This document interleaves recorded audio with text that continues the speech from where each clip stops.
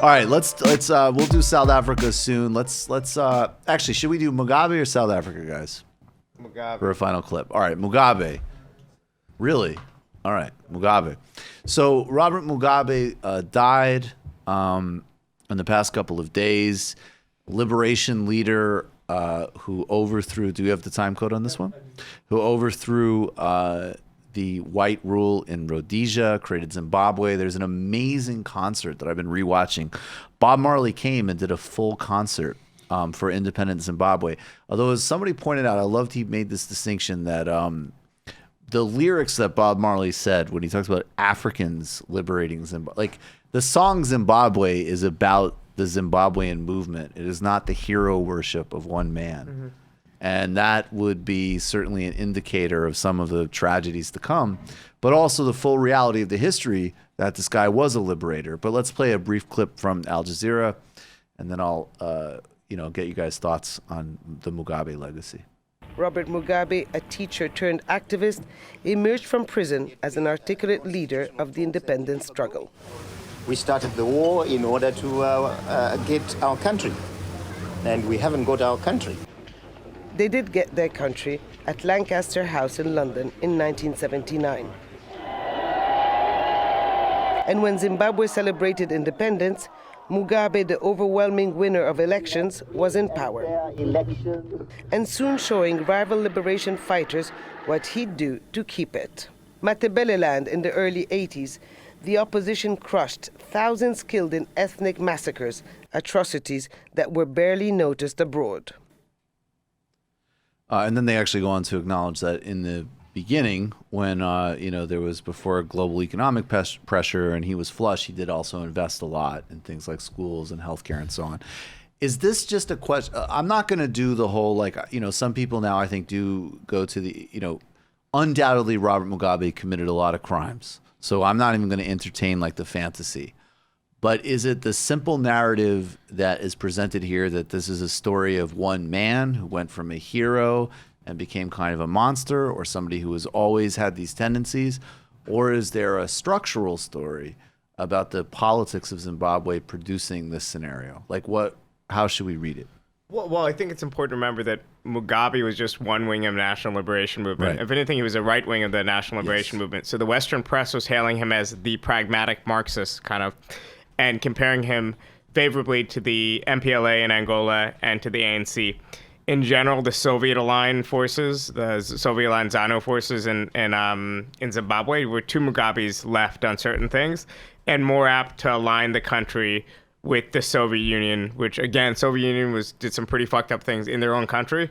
In general, they were better on foreign policy. In general, yeah, it depends where. Like the Horn of Africa, they had a really negative, I think, legacy in Eritrea and elsewhere. Right. In Angola and South Africa, a force for good. East Germany too, countries we wouldn't support the domestic policies of. So I think from the beginning we should reject the narrative this was a mass-based socialist current that didn't have dissents. Like those dead people, I'm guessing, were probably leftists of various stripes. That was him consolidating and massacring fellow. And Emerson Mnangagwa, who's the current president, was a key. I mean, the nickname the crocodile comes from his role and that type of stuff. Yeah. What do you think? Well, it's African. A lot of African politics ends up like that because then the liberators come and they get a little power, and the Western countries often arm their opposition and fund their oppositions. So it becomes like, who's the strongest guy? Who's gonna keep the power? Unfortunately, we would love to see certain people that come and liberate and do what they do, stay in power for a few years and leave and have some sort of succession and respect some sort of constitution and some sort of democracy. But oftentimes it doesn't happen. And that's the thing. Then it becomes,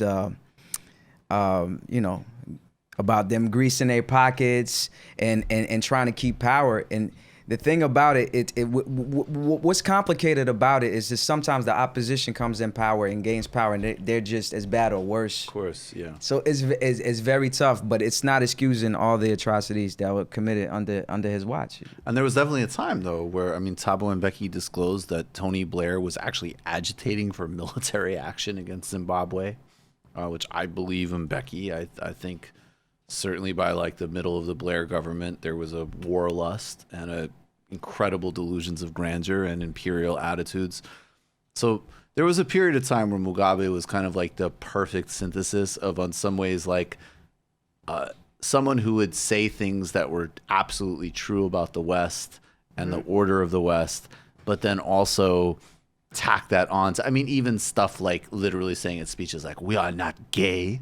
Like that's an actual clip you can see, right?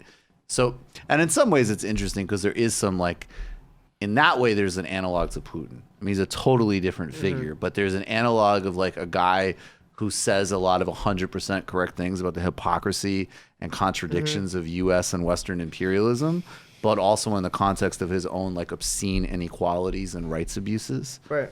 And then, you know. Well, we have to walk and chew gum. And I think a lot of the left falls into a knee-jerk anti-imperialism that just means the enemy of my enemy is my friend, which is not the way it actually works, because we need to be able to say, for example, that we oppose U.S. aggression against the Assad government in Syria, while at the same time we also know he's a war criminal. And also we recognize that within Syrians, the same way we want to get at the people, the elites in our society, they want to get out their autocratic leaders and the military establishment that oppresses them.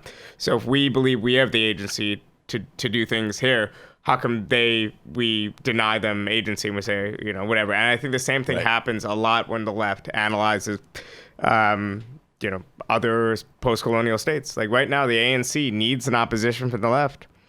And no doubt you're going to have a lot of rhetoric that's going to be around defending the ANC, and communists and socialists in South Africa are going to feel like the, you know, Western left doesn't fully get at least the dynamics of not wanting a right-wing opposition to come in, but also needing pressure on the left. Otherwise, the ANC will continue to drift into that right-wing you know, force. And also recognizing that these other countries are not like a receptacle for your imagination and projection. Like, I think the ANC historically is probably the most, in some ways, the most admirable political movement in history. I mean, the things that they synthesized and put together and the liberation they achieved is unparalleled.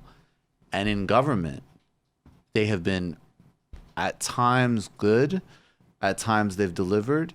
They've also been truly awful at times and far beyond any like external reasons for it. And awful in both varieties, awful in like populist right-wing appeals and awful in like peak neoliberal capitalist order. And so we can't, you know, hold an image of like how I felt reading about the Freedom Charter.